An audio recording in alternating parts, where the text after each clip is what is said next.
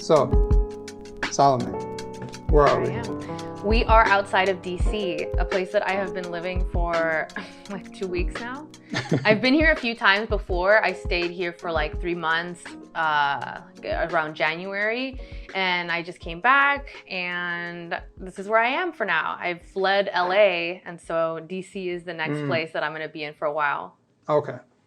Well, very nice. I'm somewhat familiar with Virginia. I used to live in Alexandria when I was a kid. Oh, Alexandria is awesome. I was just there. I just like went there for the first time, like a weekend ago, and it was so beautiful. Yeah. It was a long time ago. You know it better than I do then, because I just came here, I think, for the first time was like the 3 months ago. It's interesting. I mean, the weather is not better than LA. I will say that, but a lot of other things are somewhat better, I guess. We're outside of the more major, like central DC area, so it's a little less like hectic. But I don't know. I'm still feeling it out. I do love the architecture though. Like Georgetown, have you been? No, actually. Oh my gosh, you gotta go. I mean, it's like Alexandria, like Old Town Alexandria, where it's like these old style brick buildings. I guess they're dated to the early 1800s, potentially. They're just gorgeous. And it's really unique. I plan to come back to DC more often. I'm not too far away, but so what we got? We better eat right now because I'm gonna start. We've been setting up this whole time and like the food has just been there staring at me. So we have got sushi, which I don't have often, but I love. And so I got it from this local place. Wish I could plug the name, but I cannot remember it. It's like Muda something. Very good. And we've also got shrimp shumai, which I don't know if you like shrimp, but I'm so partial. on it. You might want to give them a try. They're steamed. It's like steamed shrimp. It's delicious. And then, you know, the internet can judge me, but I love me a good fried roll. So. So that's my abomination there, and yours are those. These are mine. Okay. Yeah. So what I'll do is I'll take a couple at a time, I guess. Yeah. I think I got the was it the crispy? I think crispy yellowtail and the crispy, not crispy. Spicy. Spicy. Yeah, I was sorry. like, ooh, you got what? You're like, oh, you got the wrong one. Yeah, I prefer the spicy rolls. I am like not a spicy person at all, which is, I mean, I think people sometimes are like, but you're Cuban American, shouldn't you love it? We don't have a lot of spicy food though. It's not really a normal part of Cuban cuisine to be too spicy. That's more like Mexican food is like uses spice more. So that's my claim to why I'm like a Latina that hates spicy food. You know, they said the same thing for Black Americans. But I didn't grow up like that. Right. My mom always made like, and she's admitted this, she always made like bland food. Oh, yeah. I mean, like, I love barely any seasoning. The most seasoning she'll ever do is like adobo. Right. Just like adobo, super basic. I love adobo. I've literally traveled with adobo on me. Like I keep it on me. I remember I was moving, I think it was to LA, and I drove across country to do that. And, you know, I had all this stuff that you would normally bring, my clothes, my books, my laptop, and like whatever, and a bottle of adobo seasoning. I was ready. So you mentioned LA before. Yeah. You were saying that, I guess you grew up in Miami. Yeah, born and raised. Okay. So what brought you out to LA?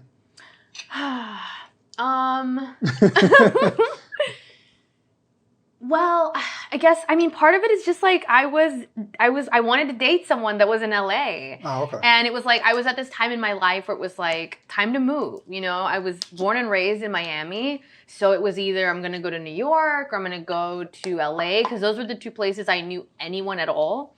And that seemed a little bit more feasible to me to move to a new city that I at least had some friends in. And LA was the place where I was like, well, there's also a love interest for me. So it won out over New York. And then I just kind of really enjoyed being in a different place. It gave me a lot of independence that I didn't realize I was lacking by living in a city where my entire family was there. And I always had, you know, if the car broke down, I could call my dad. If, you know, if anything went wrong, I always had a whole family, like a whole network of people that I could call and rely on.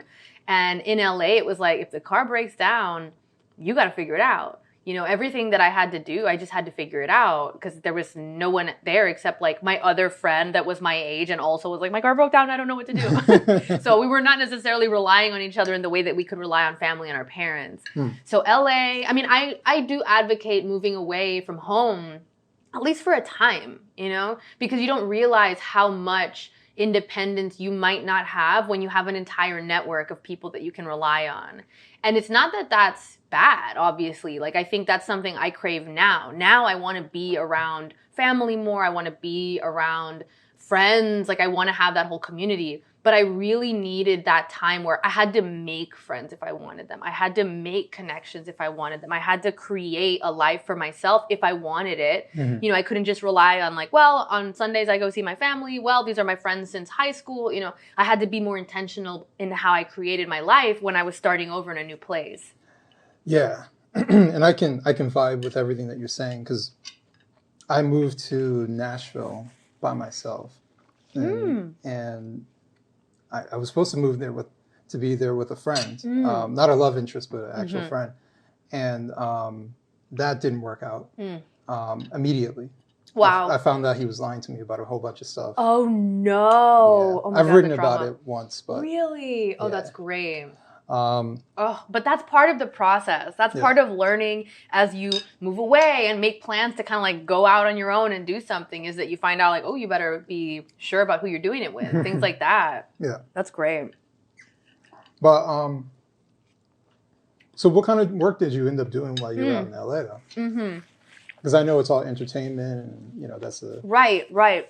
So, very fun story to recount.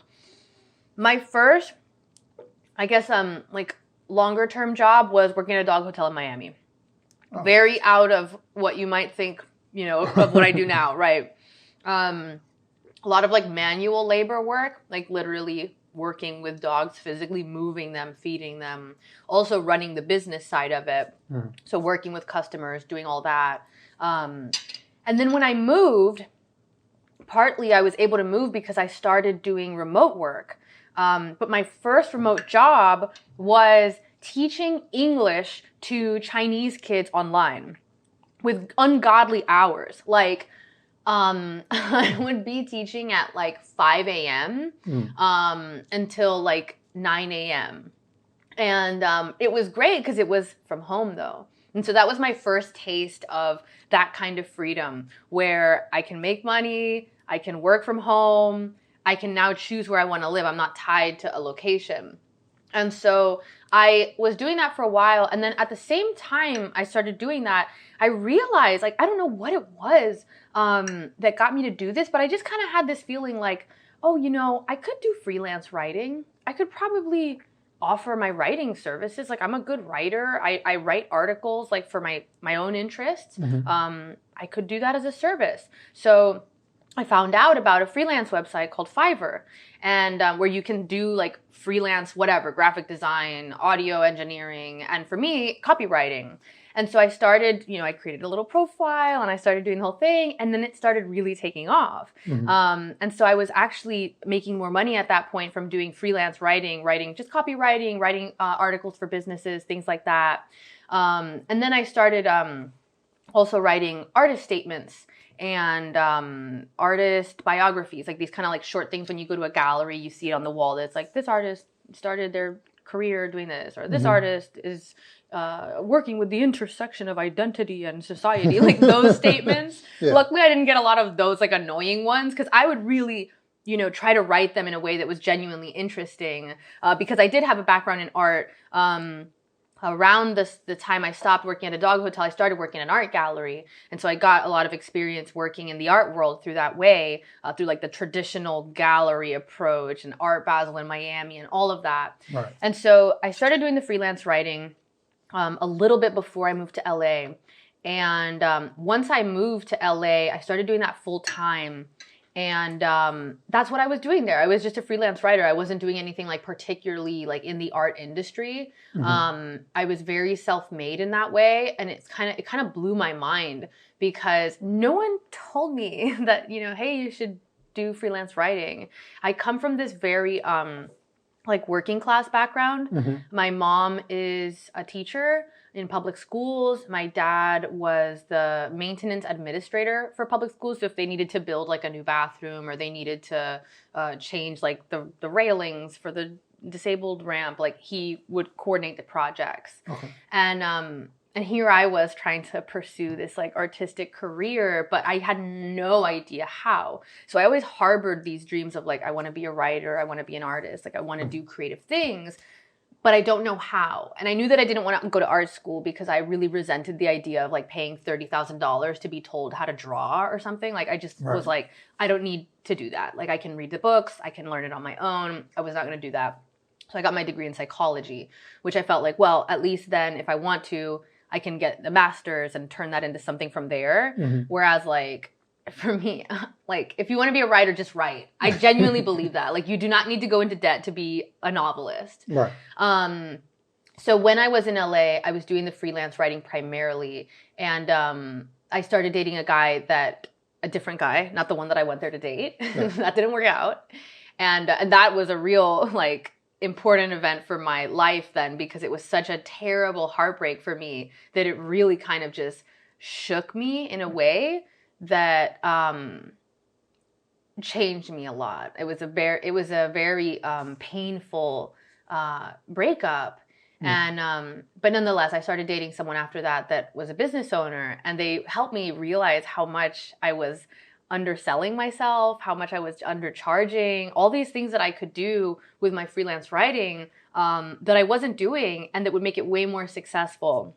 So, and then from there, eventually I started doing my own writing. I started a newsletter, which I still have to this day. Name is in flux. So if people want it, they can just go to SaloméSibonex.com and look up the newsletter there. Mm-hmm. But I started writing short essays where I would just write about whatever I wanted to. And I started writing a lot about like groupthink and different psychological phenomenon, like the black sheep phenomenon, which is the idea that in-group dissenters are more harshly attacked than out-group dissenters. So if you're a liberal and you criticize liberal ideas, you're going to be punished and attacked harder by your fellow liberals than a conservative who's attacking liberal ideas. And so I would look into these phenomenons like that because I would see how they were playing out in culture, especially like in social media. Because at this point, I started to get a little more online. I was on Twitter more. I was on Instagram. I was starting to share the ideas in my newsletter, share my writing.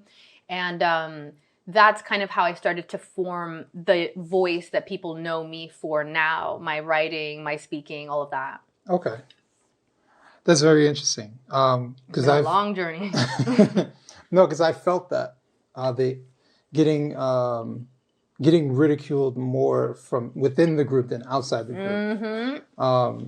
I find that fascinating, to be honest with you. Yeah, it's something I'm going to be looking into, actually. Like, I'm starting this project entirely dedicated to that concept. Mm-hmm. Just writing about it, digging into it, and finding people whose stories exemplify that. Because what I found is that kind of like black sheep archetype exists in so many different realms. So whether it's like I'm the black sheep in my family because all my family is like dysfunctional and I want a better life for myself, that makes me the black sheep. Right. Or I'm the black sheep in my workplace because no one actually wants to try these ideas that I think are going to be good. They're very rigid about how they want to do things, and I'm the only one that's introducing like, hey, why don't we change this? Or I'm the black sheep in my political circle because I feel like I'm a liberal, but when I question these ideas, everybody turns on me and I feel like I'm the outsider. Or I'm the black sheep in my ethnic group or my racial group. Yeah. Where like, I've had that same thing too, which is like, you don't vote a certain way. Like for Cubans, it's very much like people expect them to vote a certain way. Like, oh, you're going to be Republican or you're going to be conservative because of Bay of Pigs. And it's like, well, maybe they're not, Mm-hmm. So maybe you're the black sheep in that way. Of course, like with a pandemic and COVID, you had a lot of like doctors who were like, this is not right. Like something's up here. We have a different opinion. I think it's Jay Bhattacharya. Yeah. He's a perfect example of that. Like someone in his field that says, I think the herd is going in the wrong direction and I have a different view on this, and then stands by it. That's a black sheep figure. So these stories play out everywhere, and they're super important because a lot of these people, like, they see something wrong with the group, with the direction that like the herd is going in. And they're willing to say, no, we have to stop. We have to think about this. There's a better way to do this. But they often get the harshest attack because they are the most threatening to the group. Like when you're within that group and you challenge them, it's almost like you're this traitor, right? And you get that a lot. Like I've gotten that from women or feminists where I say like, actually, I don't think certain feminist ideas are helping women. I don't think the idea that you should blame men for everything and be resentful towards men and diminish the struggles that are unique to men. I don't think that's actually helping women, nor is it helping men. Oh, you're a traitor. You're a pick me. So it's that same thing. No, that's all fascinating stuff that I've noticed as well. I kind of chalked it up to, I think humans have a natural desire to conform. Certain cultures have an even stronger desire to conform than others. But I think it's part of human nature. And this might sound harsh, but I think part of it is that most people aren't brave and they're not necessarily required to be brave.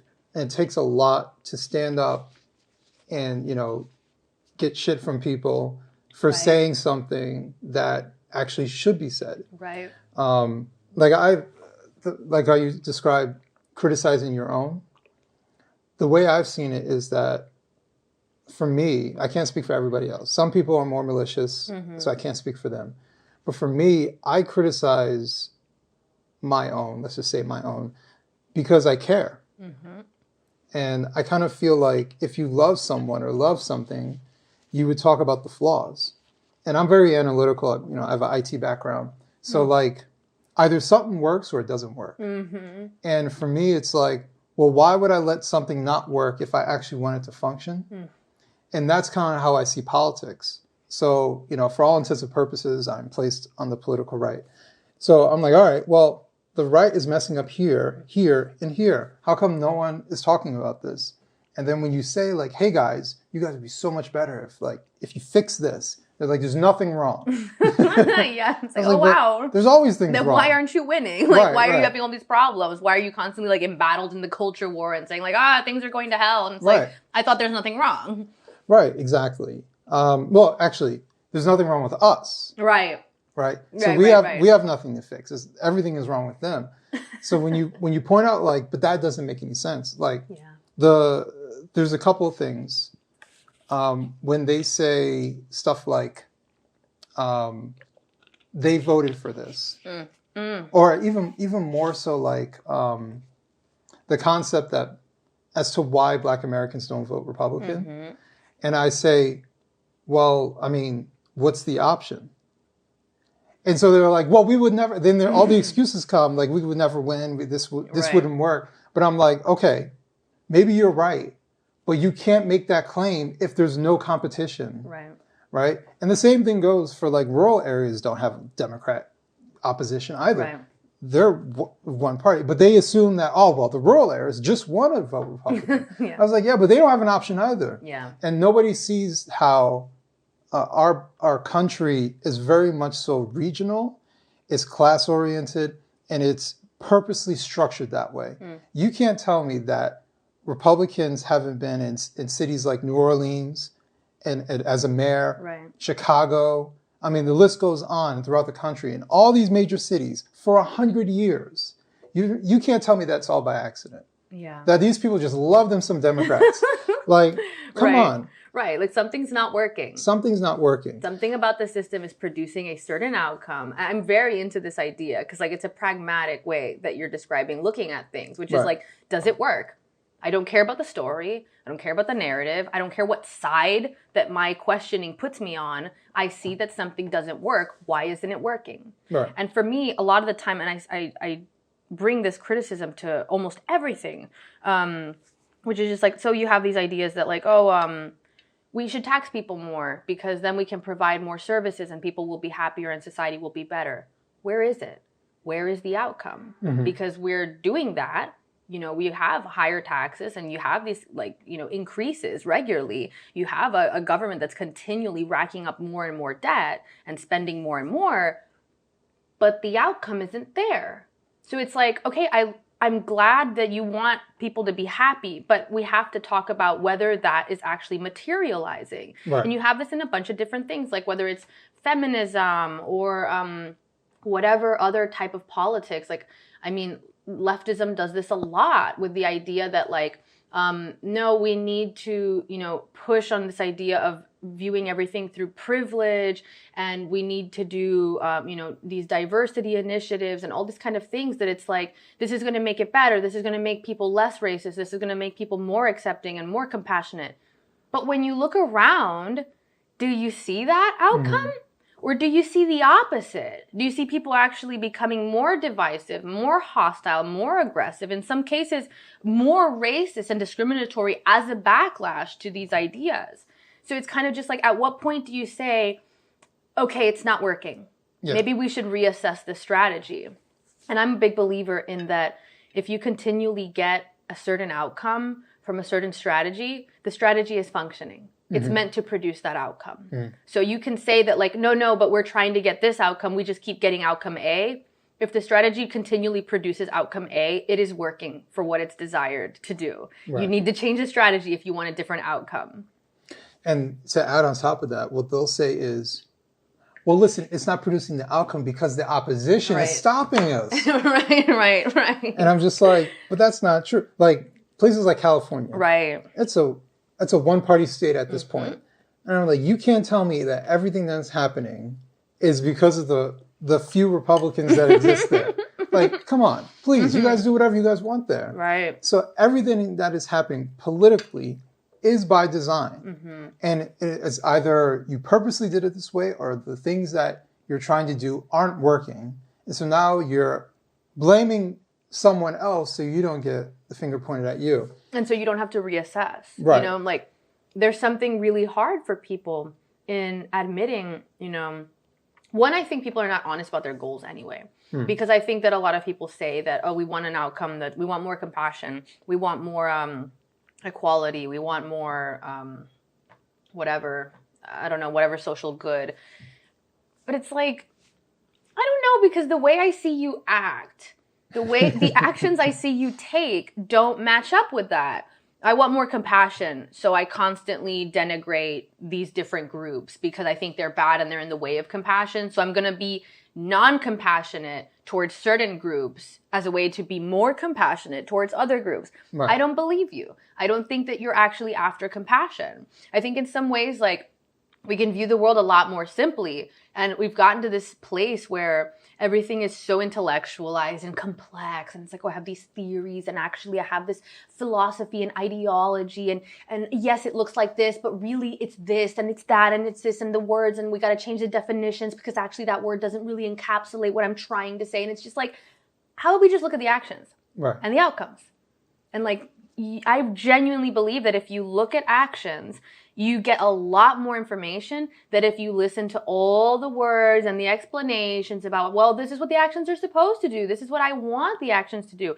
But this is what they're actually doing. Right. And, if you're a person that's genuinely interested in solving a problem or achieving a certain outcome, you look at the outcome. It's like, again, I really think that the intellectualism of a lot of society is a problem because there's certain modes of work that don't allow for that, right? Like mechanics. Like if you're fixing a car, either it works or it doesn't, and it's like, you can say all you want that like, yes, I'm rewiring it, but I know it's not working now, but it's going to work. I just need to keep rewiring it. Like, it's just, it doesn't work. Either it does or it doesn't. But in the intellectual realm, we can say all these like fancy words and ideologies and be like, well, actually the reason it doesn't work is because this over here and that over here and da-da-da. And it's just like, I really think there's something freeing and very true about returning to the tangible world and just looking at things and being like, okay, but it's not working. Right. And so if you're genuinely interested in making it work, you have to reassess. But that's where you get to the reality, which is like, people would rather hold on to their views than solve the problem. Oh, yeah. And I think that's where we are big time right now. People would rather be right and get the wrong outcome than have to say, I was wrong to get the right outcome. Man. It's hard. No, because, that reminds me of, like, you were talking about intellectuals and all this other stuff. Like, they will. I've tried to point out manipulation of people, and language is an area of manipulation. Massively. Like, for example, why do most people think someone is smart? And it's usually because of how they speak. Yeah. Not what they're talking about, not how they're laying out things, but how they speak. And, you know, there might be someone who speaks fast and uses big words, but you're listening to them and you're like doing an equation in your head. You're like, none of what you're saying makes sense. I love this. Let me just rant really quick. Because, like, I was just talking to my boyfriend about this because he was like, oh, you know, but this particular person in this, whatever, I'm not going to name names, but like, oh, they're so smart. They're really just smart. And I was like, let me see them. Let me see the debates. Let me see the arguments. Because I have a theory that they're just a really good debater. Right. That they're just a really good speaker. And that takes you a lot farther than people realize. And so I watched this person. I was like, wait, that's a terrible argument. But I was like, pause the video though, because like he's speaking so fast and he's going so quickly and he's speaking so assertively. He's, you know, putting out these points as if they are obvious facts. And if you're an idiot for not realizing this obvious fact and then blowing past that statement that is like hugely debatable to the next one. And so if you're not the kind of person in that debate or that conversation where you're like, whoa, hold on. You have to be like super assertive and in control and like entirely focused and confident in your point. If you have even the slightest self-doubt of like, well, you know, maybe that is a good point, or you're just not that fast of a speaker, you're going to seem like the loser in that argument, even if you're right, because you're just getting talked over. And so there's a lot of that, especially online now, because everybody has, you know, their platform, they can speak. And I think that's great, but it requires us as individuals to be a lot more discerning and realize like, wait a minute, like, let me think through this argument. Like, yeah, you're presenting it as if it's a fact, but that doesn't make it a fact. And see, all right, so I have a theory that 99% of debates are worthless. I love that. I love that theory. Because of the example that you just gave, and this often happens. You have two people on opposing sides, let's just say. Right. And you have one person who's better at arguing than the other person. Well, they're going to win. Doesn't matter what the point is. You're good at debating and you slip in something and you get that person stumbling a little bit, then the crowd thinks, oh, that person is winning. Right. But are they right? Yeah. See, that's why debates are useless to me. I like that. You know, for the most part, debates are basically, it's a boxing match. Yeah. It's like, if you're stronger, you win. Doesn't matter. You know, like there's a bit of a weight class thing there. Yeah, I'm not a huge fan of debates. I mean, I admire in some ways like the gusto required to like go into that kind of mode. But for genuine truth seeking, for genuine insight, I find conversation far more valuable. Because you have that give and take, which in a debate, like it kind of sets up this situation where it's like, I'm here to win or lose. Right. It's like, that's not how you do things. Like, that's not how you try to seek truth. Like, debate is an art form in and of itself. It's a skill. It's a pursuit. It is its own thing. But I don't think that it's the best for seeking genuine truth, because in my experience, you kind of, you need to reduce the adversarial nature of discussion to be able to give a little and to like go back and forth in that way. Whereas debate is much more adversarial and just it's kind of set up in a way like to see people pit their ideas against each other. And it can be valuable in that regard. But like you said, like if you're just not a good debater, then it doesn't matter if you're right or not. You're just not going to be a good debater. You're going to seem like you're losing. Yeah. Though there are some debates that I think are good. Like I think there was one recently that I didn't even watch, but like I liked the insights that I heard the speakers take away from it. It was like Matt Taibbi, Malcolm Gladwell, and like some other guy. I can't believe I'm forgetting his name. Douglas Murray. Yeah. And they were talking about this like debate afterwards, and he was saying how, I think it was Malcolm Gladwell, sorry if I'm getting that wrong, but I believe he was talking about Gladwell, was just like not engaging with his argument, right? So he would put out a point, and then in the debate, like Gladwell would just kind of like misrepresent the point and then try to move on and make a different point. It's like, okay, I see the function in that, because that kind of makes it clear that you don't actually even have an argument. You know, so there's something to that clarifies if you're going to look at that person as a representative of that idea, I guess, that they're arguing for, which is questionable, because I'm sure there's other people that would be like, no, I'd be happy to engage with the idea and not misrepresent your point. But I mean, there is something to like seeing people genuinely try to express ideas, and debate can be useful for that. But I still return to genuine conversation as a mode of truth seeking. Yeah.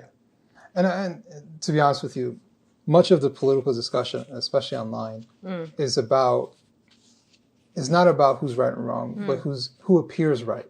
Right. And that's why I don't like it. That's why I like writing. You know, you say you're right. You know, I just say how I feel, and if you don't like it or you agree with it, then that's fine. That's your problem. Right. But I'm putting it out there. Yeah. Like when I do TV appearances, thankfully no one's asked me to do the the right versus the left. You know, we have 5 minutes That's in this segment. So torturous. Argue with each other. And I'm like, I would never want to do that. It's like a cage match. I would easily deny that. Right. I would easily deny that because it's so worthless. Yeah. Such a. I'll tell you this: the most. I tried to look for it. I think the person who filmed it got rid of it. I've only done like one sort of adversarial podcast. And it was because it was a live stream and they brought the audience in. So the host and I agreed for the most part. We had areas where we disagreed, but they were very respectful, very, very nice. But the problem is, and I try to tell people this, especially in politics, you're going to be arguing against an avatar that someone has created of you. Yeah. And if there's one point that differentiates you from that other person, you are now this. Right. And I'm like, well, no, it's just this one point that I'm making. So what was hilarious to me was it was a mixed audience, but they were like pro-black, pro-black. Yeah. I don't know how you ever want to define that. Guys who were on there, who came on, and certain guys were like, yeah, I agree with Adam, blah, blah, blah. And then they would come on and they were very aggressive. Now, I'm talking very calm. I don't insult people. I just say how I feel. And so it was a very like weird experience because they were far more aggressive and ready to pounce than I was. And I just wasn't pouncing back. Right. So what would be hilarious, like one of the points the guy was making was like, he was trying to say like, I think black people need to do for themselves and build up their own communities and do all this stuff. But he's saying that like I'm going to disagree with them. So he goes on this long diatribe, right? And then they're like, Adam? They're like, yeah, I completely agree with what you said. Yeah, but just like, and it went on again. So interesting. And I'm like, yeah, I agree with you. They didn't know what to do. Yeah. Didn't know what to do. Oh, I love that. But you know what else? Because it was like a 2-hour thing. Wow. I had such a headache. I had such a headache afterwards. Yeah, I know what you mean. Because it was like, there was so much like animosity coming in my direction when I had zero coming out and being sort of misrepresented, or at least assumed that I felt a particular way. And I'm like, you guys are clearly not listening to what I'm saying or think that I am something that I am not. Yeah. Oh man, I was seeing this just the other day because I tweeted something that was like, I don't know, I don't think it's that damn spicy, but I tweeted like monogamy is like one of the sexiest things, or no, like committing to a monogamous relationship is one of the sexiest things a man can do. These people are the backbone of society. Like, this is great. Like, just like praising like men that genuinely want to be in committed monogamous relationships.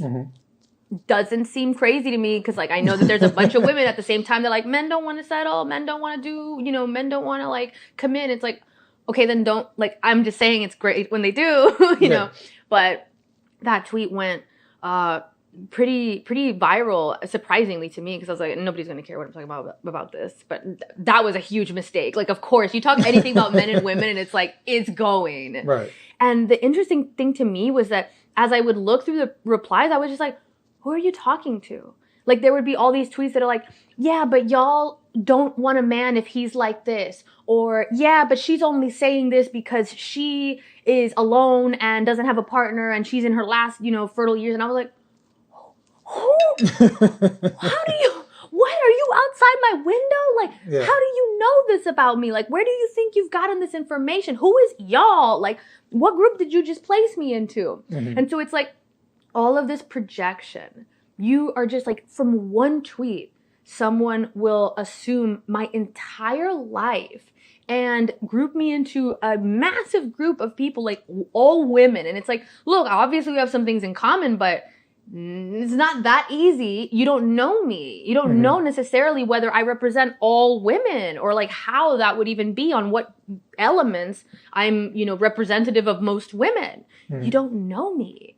And so it really is just fascinating to me, the desire that people have to turn you into their like shadow boxing partner. Yeah. Where it's just like, I'm not really interested in what you actually have to say or who you actually are. I want you to be the representative of this thing that I hate so that I can attack it. And that makes me happy.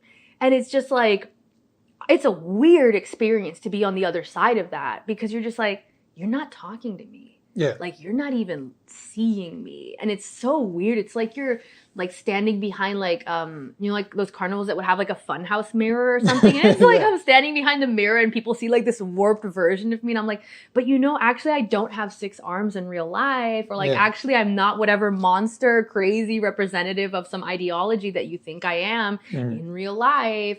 And so but you see it, right? It's that same thing that you described. It's like, they have this desire. And that's again why I come back to like, look at actions. Forget about what people say. Forget about like how they tell you what they are, what they represent, what they're doing. Look at what they're doing. Right. Because you can so often see what people are really pursuing by what they do. Which is, if I come at you with every statement that I make from a place of antagonism, where I'm like baiting you into a conflict and you're not even giving me that, and it throws me off, and then I don't go with you there, right? Like if I bait you to a conflict, but you don't take that invitation and you offer like, actually I'm on the same page as you. And I just keep going down but here's another way we can have a conflict together. That's what I'm looking for. Right. Then I'm not actually interested in the reality of the situation, because the reality of the situation is that you agree with me, or you're more complex than I've realized, or you have an interesting point that I haven't fully understood. I'm not interested in that though, because what I want is to be in conflict with you. Right. That's what I've decided. So I keep trying to start it with you. It's just so interesting because you see that on social media all the time. It's the most amazing place to be able to like analyze people, because you are like, you're just this figment of their minds. Like they don't know you, but they will project your entire life story onto one post, one tweet. And it says so much about what they're looking for, what they want to see in the world. Yeah. Places like Twitter is like a projection minefield. Oh my God, it's amazing. I'm very much so, because you were talking about outcomes. I'm also about approach, and that includes like manipulation, but also like the approach to interactions. So for example, like a tweet like that, if you're, you're not making an over controversial statement. Right. I don't think so. When you make an over controversial statement, you can expect to get all types of stuff. But when you make something so, mundane, it tells me a lot when someone enters in it in bad faith or from a negative perspective. Right. That tells me that more often they see the world in a negative light. And that's the type of person I don't like to be around.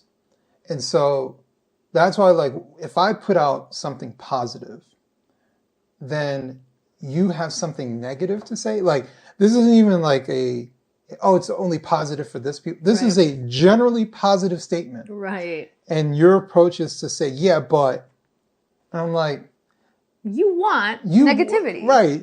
Like, you want it. And at that point, I'm just like, I don't. So we are looking for different things. So let's go our ways. Like, don't come to me looking constantly to create some kind of conflict. I mean, I don't have people like that in my life. You know, in my day-to-day life. Personally, I don't talk to people like that. It's tiresome. Yeah. It's tiresome. Once you realize that you're making choices about how you view the world and the interactions that you engage in and like the way you approach things, when people make choices that kind of willfully enact negative outcomes, I'm just like, ooh, you gotta do that over there. Right. Because I'm intentionally trying to seek positive, productive outcomes in my life, and we are at cross purposes. Yeah. And you see that so often online. It's just like you said, it's just an amazing place to analyze people. I mean, it's kind of really fun. Like if you get your ego out of the way and you get like a little bit like you take it less personally, which can be very hard to do because I'm like reading. I'm really good at that. Oh man, bless you. It's like I'm still struggling sometimes because I'm like, it's just kind of weird because you lose control of your image in a way. Like I do, sometimes I will like test it. I love Twitter particularly as like an experiment place. So I've done certain posts where I know that I'm pushing a button. Like I know that, but it's kind of jokey a little bit. And so then I know it's going to elicit like a lot of reaction. And then I can kind of like analyze the reactions. But it's so wild to see how people will just run with a narrative about my entire life and who I am and all my goals and everything that about me. And I'm like, you're a pixel on a screen. How do you even know who I am? Like, how do we know who we are? And it's just, again, like that desire to get something, like to get a certain outcome. And I think people really don't give credit to how much they might actually not want positive outcomes in their life. I mean, I will speak to that. Like I was there. Like I was that person that kind of like denied myself positive views of the world. Like it was almost like I didn't realize, I think when I was younger, that cynicism and like a kind of bitter outlook was a choice because it was presented to me through what at the time was just like the popular politics around me, like being on Tumblr at like, I was like 21 or something. And it was just like, oh, it's leftism is what you do. Like leftism is what all my peers are into, like that's what's cool. I have no concept of what it would be like to be right wing and not be like a dusty old, like, weird, hateful conservative. Like that was the only image I had of that. So I was like, well, that's not me. So I guess leftism is the hot thing. So I would go into that and those subcultures and if you want to see some bitter, resentful people, I mean, like, I know not all leftists are like that. Like, not all, but like on average, I think leftism is generally a kind of like resentment-based political view. And at least the popular leftism today, especially like the woke variety, which is just completely dependent on grievances. Right. Like you need to be angry. You need to think that the world is out to get you. You need to interpret things in the like most malicious way possible. Like, that person didn't hold the door open for you. It's because you're black. Not because like maybe they were blind in one eye because they were a war veteran and they didn't see you. Like, there's like so many ways that you can choose to interpret things that make your life better. Right. It's not like I'm choosing to interpret things in like some delusional way. It's like, I'm just going to pretend that person that willfully pushed me, they just did it because they were having a bad day or whatever. Like, yeah, I mean, that's probably true on some regard, but I mean, like, hey, no, like, there's a line, right? Like, I'm not going to just like be literally attacked and be like, well, people have hard times. Like, it's not that. It's just like when you have that gray area where it's like, okay, I went to, like, someone mispronounces my name, right? Which is like a quite normal occurrence considering my name is not very common and has like a little line over it that is not in English whatsoever. So, like, I could choose to interpret that as like malicious, which is the entire concept of microaggressions, which is a real concept. I know we laugh at it now, right? Because it's been around and we're like, it's kind of embarrassing. And like, even leftists are like, well, it's not quite that way. Like they want to kind of push it under the rug and whatever because it's so ridiculous. But when it first like was coming out, especially when I was younger and these ideas were like gaining traction, I mean, they were used to justify unhealthy worldviews. So like, a lot of cognitive behavioral therapy is in direct contradiction to leftist worldviews. So the idea that you should interpret things as malicious first is in direct contradiction to a technique that you would learn if you went into cognitive behavioral therapy, which is to basically give the benefit of the doubt, to not have a negative bias. And so instead of me saying like, oh, the professor mispronounced my name because they're racist and because they're trying to single me out as an other and because they don't care, because they've been taught by a white supremacist society to look at non-English names as somehow lesser, I could think, they've probably never seen my name before. Isn't that great? My name is so unique. Let me go have an interaction with them where I tell them like, hey, actually my name is pronounced this way. Yeah. And see how they react then. Because then I'll have more information. And if they're like, I don't care about how your name is pronounced, then I'll be like, okay, this person is overtly giving me information that they're, rude and excluding me. Yeah. But, if you start at the default as like, people are bad, everyone's out to get me, the world is a bad place, you're going to find that outcome. Like that's how life works. It's crazy, but it's not even just like magic. Like I think it's quite like science backed. Hence, cognitive behavioral therapy, which is like a very like well researched form of therapy. Mm-hmm. Taking exactly that premise of like intentionally looking, going with your most negative interpretation and saying, this is a warped view of the world. And for better health and better outcomes, you should not do that. But then you have this ideology here that's like, when people mispronounce your name, they hate you and it's racist. It's like, good luck with that. Well, that also reminds me when I tell people, like you mentioned warped view of the world, I tell people go outside. Love it. Love going outside. Because it's like, most people live in one place or one area for most of their life, right? A lot of people, especially in America, don't travel, and they especially don't travel abroad. So their perspective on the world is very much so American-centric. And, I lived in 5 states, various areas within those states, urban, rural, and suburban. Wow. And I've traveled to, I'm about to go on vacation again in September. Yeah. That'll make, I think, 11 countries that I've been through. And not just like stayed at a resort. Like right. I stay Airbnbs. I have friends who live in these places. I've been to places like Germany 7 times, I think. I love it. That's the way to do it. And I have friends who are there, and I talk to people. Mm-hmm. I'll be going to Madrid in a couple months, and I'm staying at a friend's house in Madrid. Nice. And I met him on one of my travels. So I have a genuine interest in other people and how they see the world. And when I go online, it's very binary. It's very either it's this way or it's that way. Either it's how we think or it's how they think. And I'm just like, do you ever meet people? Do you ever go outside? Like, do you have a job?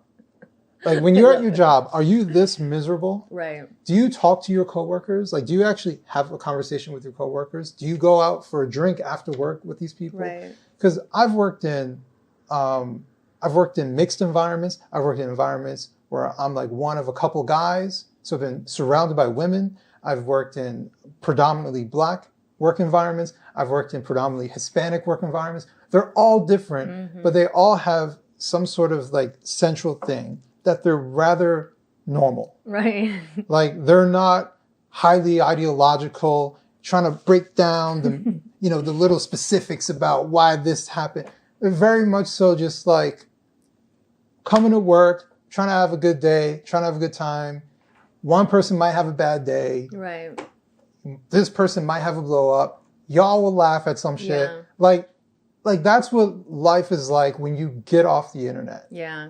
It's normal. It's normal. Man. And that's so like, it can't be understated because it's so funny you bring that up because I was just thinking the other day, I was scrolling through Twitter and I was like, people don't realize how much this is making them mentally ill. Yeah. Like I can see in the way that people respond to me sometimes that they are too online. Yeah. Like I can tell, I'm like, you have forgotten how to speak to human beings. You've forgotten that I'm actually a human being you would never talk to me like that if I was in person. You would never talk to any person like that because you'd sound like a nut job. Right. Like you'd sound like you come from another planet if you would talk to people like you do online. You know, and there's something about like, I was thinking the other day how, let's see if I can make this point. It's kind of something I'm still working through. One of the things that I think is interesting about like the flaw in intellectualism, like current intellectualism and cynicism, is that they go together, right? Like there's something about like the current intellectualism, like in academia and in politics that views cynicism as enlightened. Mm-hmm. Like the idea that I can interpret something rather benign and basic and mundane as actually sinister and complex and full of these like magic little threads that you didn't see, but I can see that actually the way that this building is painted is symbolic of white supremacy, or actually the way that we're spelling this word is a remnant of colonization, and that's why it's enacting subconscious terror on people every time they have to use that word. You know, like these weird ass theories that people come up with through intellectualism, through academia,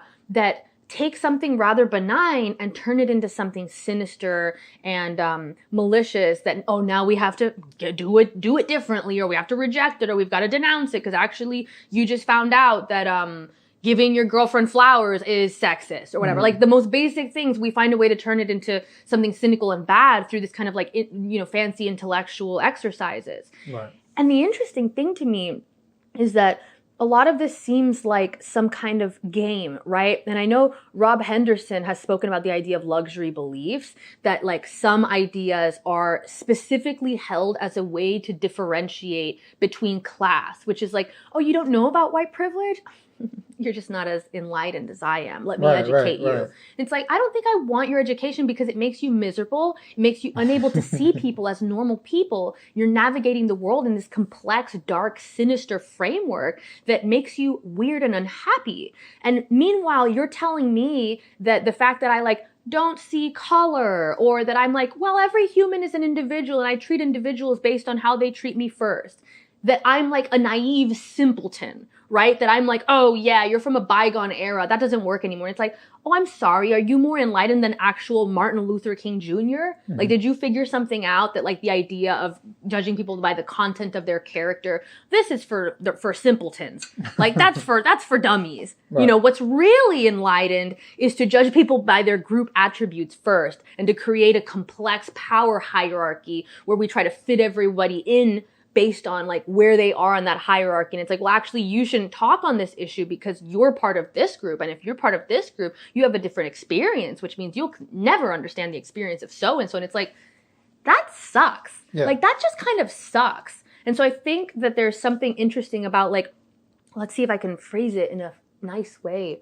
A return to innocence. I think it's actually kind of like a return to innocence, which is like, you know what? Yeah, we can weave these insane intellectual narratives that turn the most basic things into sinister theories that we have to uproot and constantly be rearranging society to get rid of these things that you just decided are now evil, even though I don't actually feel like it's evil when my boyfriend does something chivalrous like, hey, you can walk on the inside of the sidewalk. That's the chivalrous thing. Like, is it because, oh, you think I'm weaker? You think I can't withstand being hit by a car? Like, you know, like I can choose to use these like intellectual mechanisms to take things that are otherwise benign and in some ways quite nice and turn them into things that I have to be upset about and I have to uproot. But it's like, are you really smarter for doing that?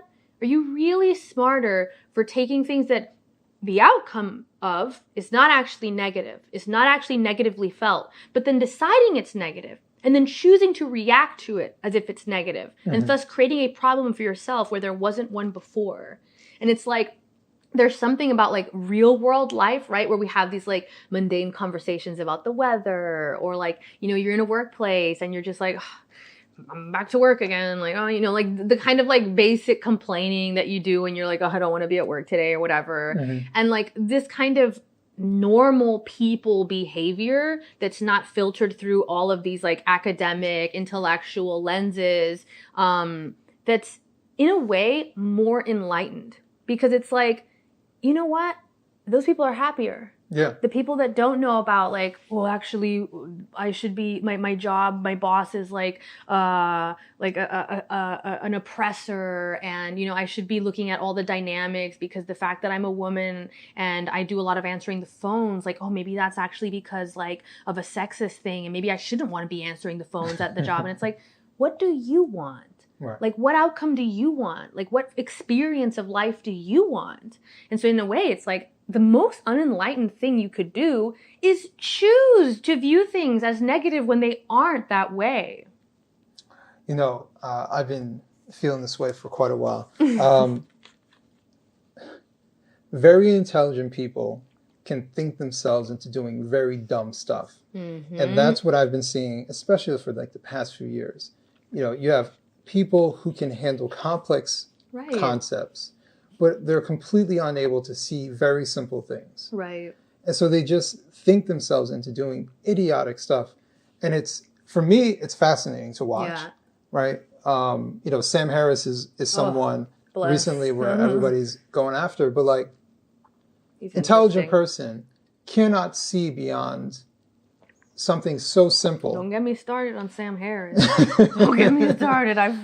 I've said many things about him before, and I think he's a great example of that. Like, you can rationalize whatever you want, you know, and it's like, we can make an argument for literally anything. Yeah. I've seen it. I've seen it so many times. Yeah, with the wildest things too. Like, let's not get started on the whole Jewish conspiracy stuff. Oh yeah. I'm like, what's your argument? And the stuff that they say, and I'm like, if you were to replace Jewish with anything else, you wouldn't accept that. Right. Right. You wouldn't accept that. None of this makes any sense. Yeah. Do you know any Jewish people?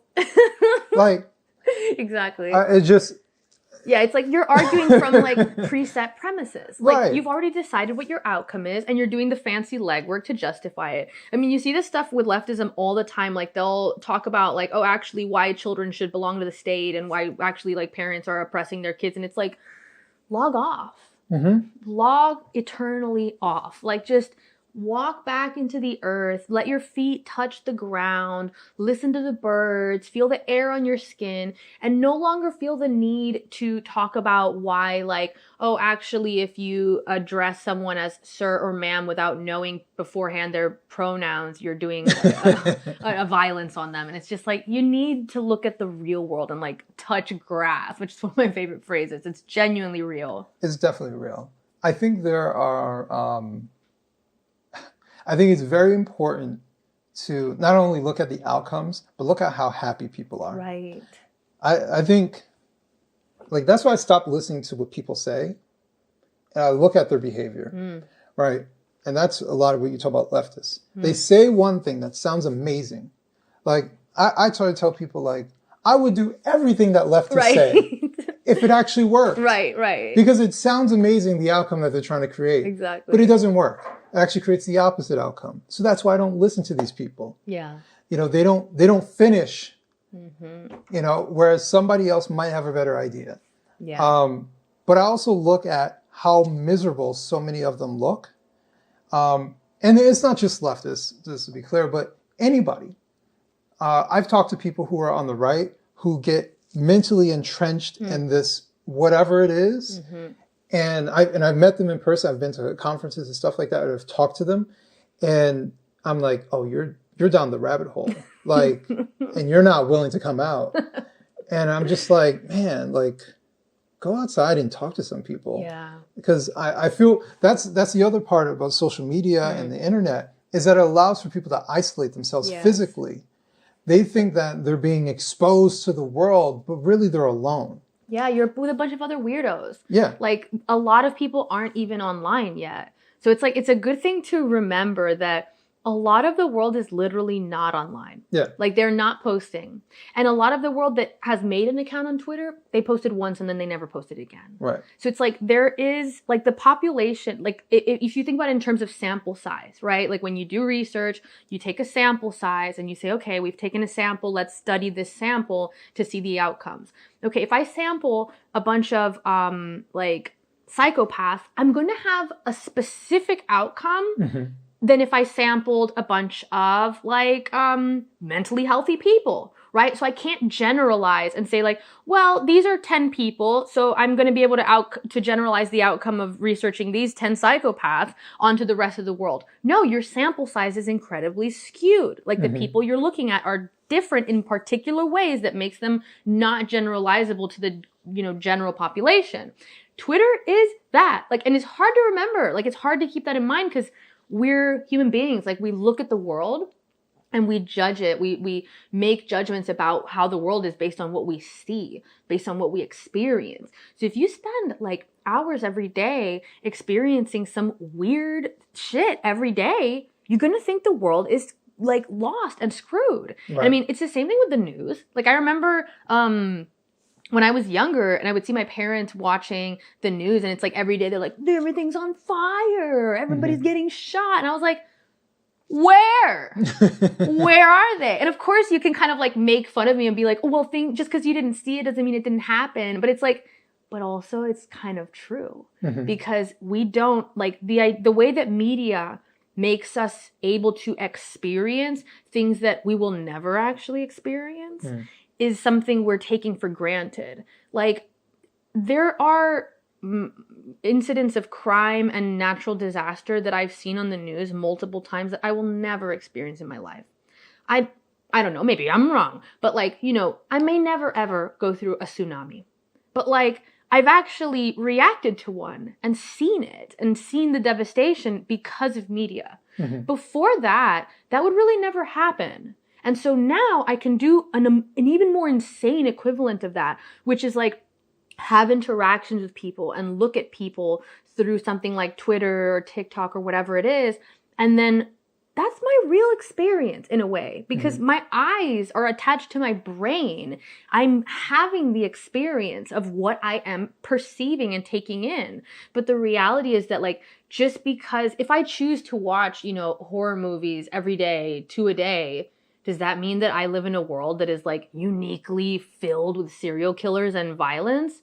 Or is it just that I have filled my world with that, my individual world, by choosing to consume that type of media? So I'm like a huge, advocate for not taking what you've chosen to consume as necessarily representative of the real world. It makes you crazy. It makes you crazy. That reminds me actually of the recent, it seems like more recent trend, especially like in the past year or so, the red pill round table of women. Oh, what is that? So there's Fresh and Fit and there's the whatever podcast. Oh, the ones that are like really bad. Like, yes. Okay, yeah. Oh God. And I'm like, okay. Quite literally, it would be like all of them have an OnlyFans. Right. And right. so right. they're like, all right, let's have a conversation about relationships. Yeah, your sample size is a little skewed. Yeah, the sample size is a little skewed. And it's like in the very beginning of watching Fresh and Fit, it seemed to be a mix. But when it started taking off, it became an economic opportunity. So the girls can come on there and they'd rag on the girls, right? And all the guys in the chat like, oh, geez, oh, this, that. But you know what? The people who registered on their OnlyFans skyrocketed right afterwards. Funny how that happens. Yep. And that's what became the economics of it. You take an hour or two worth of being shit on. Yeah. And you make a shit ton of money from the same audience. Crazy. Isn't that fucking weird? But it just, what I would also see is people trying to come to some sort of conclusion based off of a skewed audience. I'm sorry. Most girls don't have OnlyFans. Right. Most girls aren't prostitutes. Right. They're not whores. So it's just like, it's a very weird world. Yeah. Because like for me, like we talked about before, I don't take stuff personal, but I'm also capable of taking away useful information and discarding bad information. Right. So I could watch something like Fresh and Fit and they may actually say something that's kind of true. Right? But I could discard the rest as being entertainment and whatever. But I don't know if other people are capable of discerning that. Yes, obviously other people can, but are they doing that? Are they doing it? That's a different story. And I can understand why people are like, they crap all over this. But I mean, listen, we have trash TV for all types of It's just Jerry stuff. Springer for Gen Z. Yeah. Like, that's all it is. That's a really good way of putting it. You got to remember it, right? Like, that's Yeah. the thing. It's like a lot of these things has happened before, but they're happening in new media and they're happening to us now instead of like at a different time. So now it's like, whoa. Like, Doja Cat released a new song and it's Satan worship. And it's like, you sound a lot like the people that were like trying to get Metallica banned. I'm just saying, like, you know, like this has happened before. So these kind of panics, this kind of like, oh my God, this generation is stupider than ever. I mean, whatever. We can make arguments because I know everybody says that about the young generation. Right. Everybody. You got to check yourself. You got to check yourself and be like, is it just that it's my turn to go through this part of life where I'm like, wait, I think the young generation, this one for sure, they're going to destroy the earth. And it's like literally I mean, you can go back to like the 1600s. And I think honestly, like to like ancient Greece. And there was like people that would write and say, the youth are not going to be able to inherit the society. They are unfit. They have no desire to work. They are less intelligent than the generations that preceded them. Like, it's written in like an ancient scroll. You know, it's like, we've been doing this forever. So that kind of ability to, I mean, it's questionable, right? Because the thing is like, well, at the same time, you could say people have been having those like, inaccurate reactions. And we've also survived that inaccuracy, right? I think part of it is just that like, as an individual, it's your quality of life that suffers if you go through that same thing of being like, the world is ending because TikTok and whatever. Now, I'm not also a person that's going to say TikTok has no negative outcomes or anything like that. Or, you know, this kind of like, whatever the show is, like the Fresh and Fit and things like that. Like, I do think they have negative impacts, but I just think that it's probably not as dire as people think. And it's probably not the ones that people think either. It's probably a different kind of negative impact. Cause right, like you're saying, people look at the women that go on those shows and they're like, look at how women are today. And it's like, you're a fool. Like go outside and then interact with a woman and then tell me then, look at how women are today. Cause first of all, that's only a tiny subset of women. Like, is it women from Canada? Or from China or from, you know, Morocco or whatever. Like there's women all over the world. So you've already got to like narrow that down. And I don't know, in some ways this is just basic logic, is that you have to look for the factors that make something unique. So it's like, yeah, if all these women have OnlyFans, it's not that all women do OnlyFans. It's that all of these women do OnlyFans. And thus you should be changing your opinion, like what you're perceiving based on the sample size. So we're sampling OnlyFans creators or whatever, OnlyFans content creators. That's probably the more accurate group that you could make conclusions about, not all women. That's absolutely absurd. I mean, any type of research that you were going to do, like that was the one thing that academia was useful for me, was teaching me how to read and do research. Because if you understand how easily something can be skewed like that, how hard it is to make accurate conclusions about anything, let alone as massive a group as women. Get out of here. Like, that's crazy. That's so massive. So yeah, I don't know. I think people like, there's a place for our conclusions about like where the world is going, where society is going. There is a role for analyzing things and, you know, and being like, aware of cultural changes and all these things. But a lot of what I see is people reacting to the media that they've chosen to like indulge in and then projecting that out onto the rest of the world. And it's really bad because I see a lot of it. Like a good example is just like young men, I think, reacting to those kind of shows and thinking that, how am I going to find a woman that doesn't do OnlyFans or whatever, or like things like this. And it's like, you're getting a skewed understanding of the world, and that's going to affect how you interact with the world. And that's probably the most dangerous thing, is that you're going to be engaging with the world thinking it's one way when it's actually another way. Yeah, and there are so many ways that you can use statistics, you can use news stories, and when I talk about the red pill and stuff, I'm talking about it from a person who consumed it on a daily basis. Discarded stuff that wasn't useful, but some stuff was useful. And I took appreciation of those things that were actually useful and beneficial. There are very beneficial things about telling men to work out, Right. you know, improve yourself, up your money, up your game, For sure. right? Be more attractive. Those are generally good concepts that you would tell men. Completely understand. But then there's a point where it goes too far, and there's different sectors. There's a sector where I don't even want to like conjure it up, but let's just say that what I notice about this particular sector is that they are mostly, the most prominent ones are usually divorced. Interesting. And twice divorced. Oh. That's like, there's like a few that I'm thinking of, twice divorced. So they're very, very jaded. Very jaded. And what they do is they look for news stories that confirm. Listen, man, I've been trying to tell you, don't get married, don't do this, don't do that. But you know, the thing that there's like one gaping hole, right? Because they'll talk about single parenthood as being a bad thing. But then they tell men to not get married. So how do you think these kids become children from single parent homes? That's the gaping hole. And that to me, you know, like Ibram X. Kendi says, is not if there's racism, there's where there's racism. For me, it's not where there's an impact, but it's how it's impacted society when it comes to single parenthood, when it comes to family dysfunction. And I'm looking and I'm like, you guys are basically preaching to predict the outcome that you're complaining about.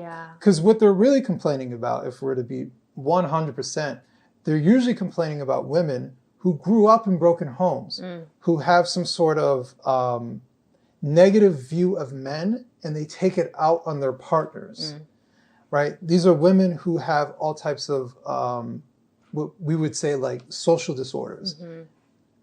And I'm friends with a lot of people, friends with a lot of women. I'm friends with women who grew up, both their parents, not both their parents. And I'm looking, and like how you said you grew up with both your parents, I could have predicted that. Yeah, I'm sure. Because it's in you, it's your demeanor, and it's not to say that you can't change that, or it's not to say that if you grow up with both your parents, you're automatically this.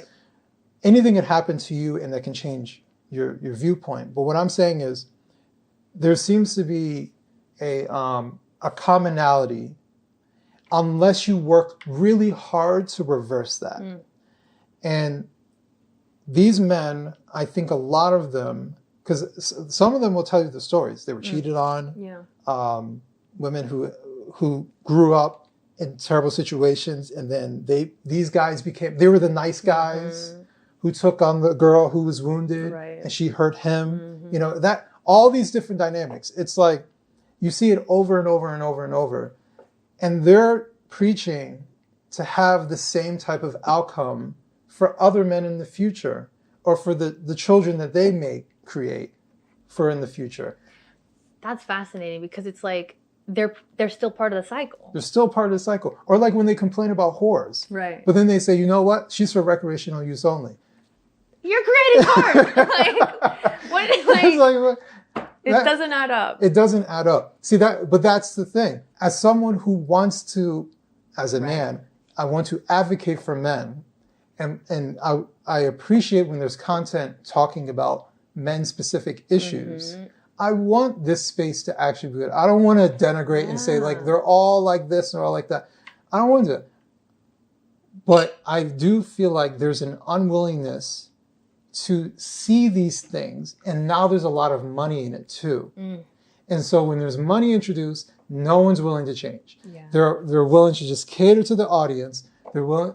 The stuff that I used to see talking about, nah, man, you guys got to fix yourself, that becomes less. And it becomes more about the women that are just skanks and whores and this and that. And I'm like, listen, we all have problems. I know I've been in relationships that wasn't the best, but like I had to fix myself. I had to work on myself. It was a constant thing to work on. But I didn't need, like, it doesn't mean that the women I was with were perfect. They were flawed too, but we all have flaws. We all have things we have to work on. And I don't see it being healthy to say that an entire group of people, that majority of them are bad. I think that's a terrible viewpoint. And I think people are complex. when it comes to things and how we react to things. We all have a story from our childhood that's the baseline, and how we grow up from there and what happens to us from there. But I just see so much family dysfunction. I see so many people who are trying to recover from it, or who are in denial of the impact of the family dysfunction that they grew up with, and they're just not even addressing it. And I think that's what makes the real difference. But what really hurts is when you talk about feminism. I believe that most of those like hardcore feminists are victims of some sort of violence, molestation, something of that nature. And one last thing I'll say, the Whatever podcast, there was one fascinating clip that I saw.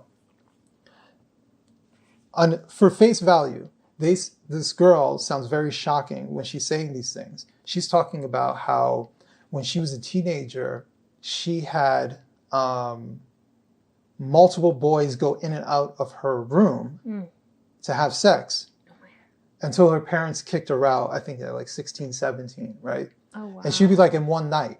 Like it was like, Ooh, my it was parents wild. would have put me in a nunnery. That would have been like in a But see, Catholic here's school. the thing. They ignored one line that she said. I was addicted to porn at 9. And I was masturbating constantly. And I said, hold on a second.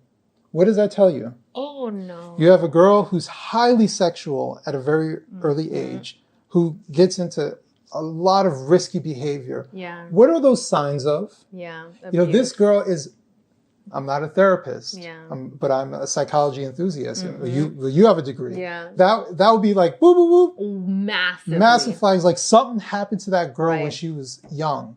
Someone violated her. Someone hurt her. And she's recreating that And trauma, And she's doing, and her only worth is now sex. Right. And guess what? She has an OnlyFans. Right. So it's, Oof. people don't see that. They don't see that. I don't think they want to. Yeah. I think they want to hate her instead. I think they want to be able to blame her and say, like, she's the downfall of society, women are whores, OnlyFans is ruining everything. And it's like, hey, like, I hear it. I don't love OnlyFans. I don't like that either. I think this is obviously, like, destructive behavior for her as an individual, let alone for, like, partners that she may have and all of that. But, like, there's something there that, like, right, the people that are reacting to her with this kind of callousness that don't even pause enough to be like, wait a minute, like, that sounds really rough as a childhood, actually. Yeah. Just skipping past that to being like, oh, another whore doing OnlyFans. It's like, you're acting out your own pain. Like, you're rushing to make her the scapegoat of your pain now. And it's just like that back and forth. And I see that in everything. I see it in politics a lot too, like the way that people interact with, like, well, there's just like between progressive and conservative, like, it's just people make this other their, like, shadow, their evil, their, like, scapegoat, their, like, punching bag, and then the person does the same to them, and they just have this dynamic that goes back and forth forever because neither one of them are willing to stop and say, like, what's actually going on here? Like, what would actually solve this problem? Why are we even in conflict? What's really the solution here? Right. They're looking for a shorter term solution, which is just like, it's not my fault. It's your fault. You're the bad one. You're the problem. It's not me. Or just like an outlet too, which we see a lot on social media where people just kind of like want to rant and like blame and like point the finger and just kind of like offload about like, oh, these people or this group. And it's like, I get it, I get it. Everybody has their frustrations. There are genuine problems.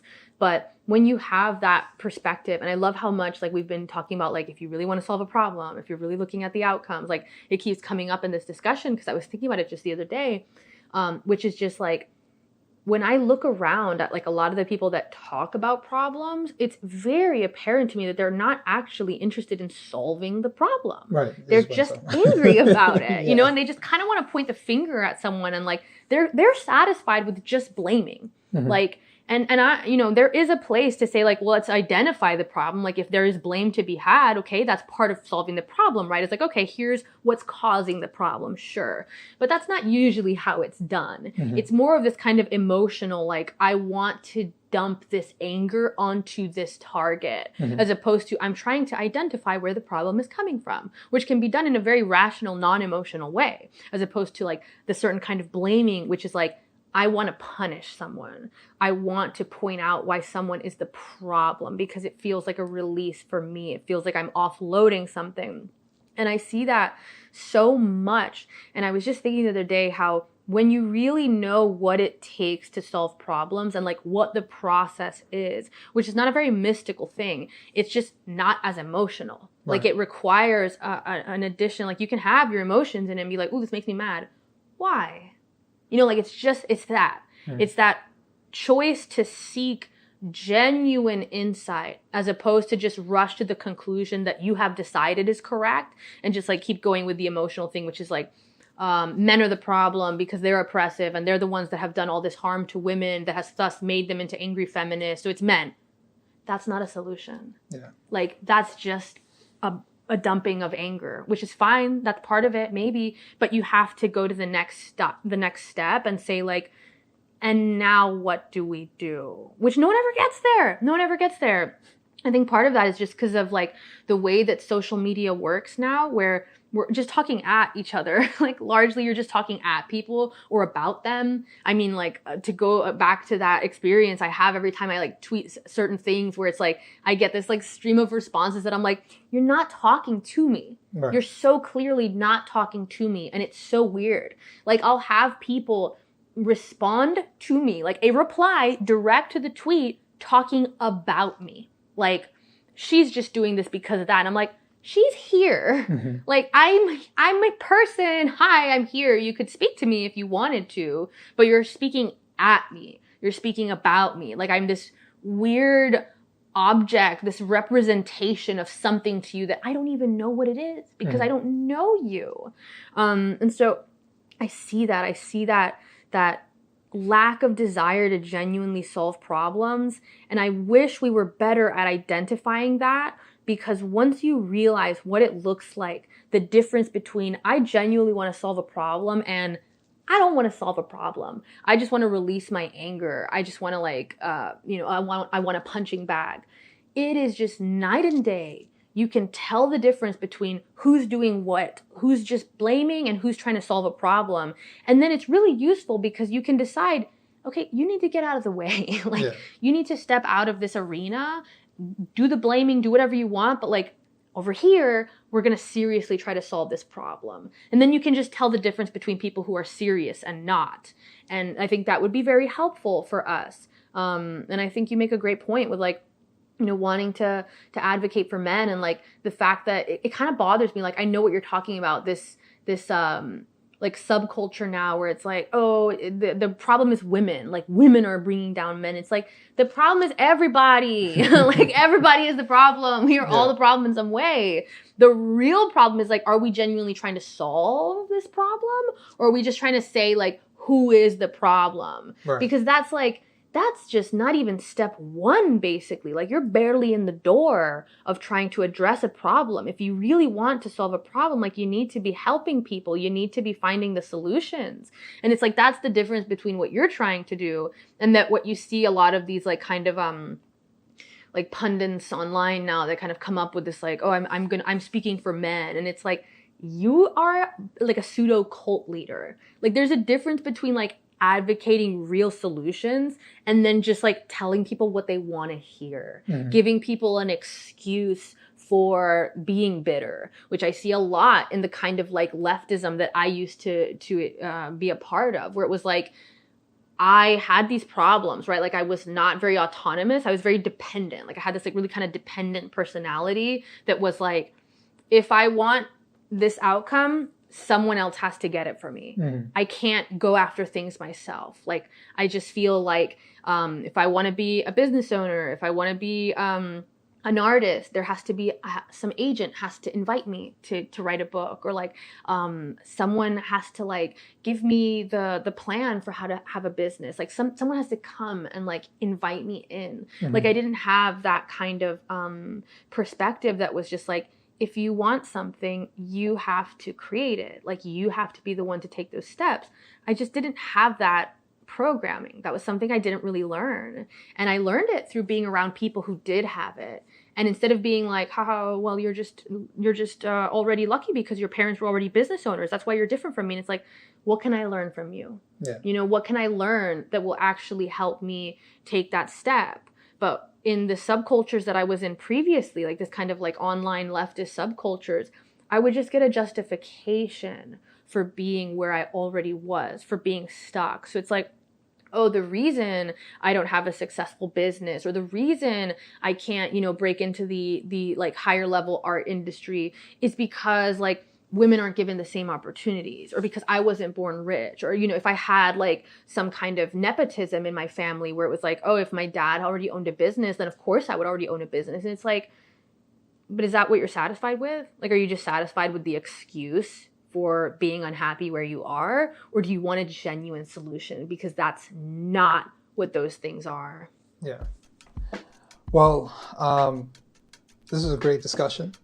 I appreciate you inviting me in your home and getting sushi. Yes. Oh, no, it's a pleasure. Thank you so much. And we'll have more conversations. Yes, I would love to. I mean, I could talk forever about this. It was super fun. Thank you so much for creating this kind of like environment. I love pairing talking with eating. This is the best idea. From now on, every time I have an interview, I'm like, is there a meal in part of the interview? Because I want to be eating while I'm talking. It's so good. Yes, it was a good concept. Yeah, I love it. Just pair food with almost anything and it just improves it. Exactly. But thank you once again, Salomé. God bless you. Thank you. It's a pleasure. I think you did that. Okay, good. Oh, that was so fun. Yeah.